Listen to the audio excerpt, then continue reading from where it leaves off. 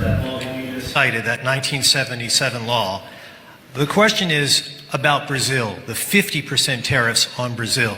Can you explain why they are being hit with 50% tariffs and why it falls under the umbrella of the International Emergency Economic Powers Act?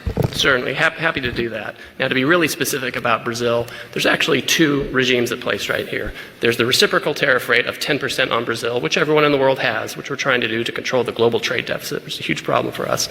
Then on top of that, there's a 40% tariff on Brazil, and that's under a separate emergency, and this is related to extreme concerns with rule of law, censorship, and human rights in Brazil, where a Brazilian judge has taken it upon himself to order U.S. companies to censor themselves, given them secret orders to manage the flow of information, rule of law with respect to political opponents in Brazil, and so when the... And the unlawful detention of U.S. citizens who were in Brazil. Correct. Now, the Treasury Department has often used AIPA, which is the shorthand for the law you're talking about, to impose sanctions, which will cut off countries or companies or persons entirely from the U.S. financial system and cut off trade entirely.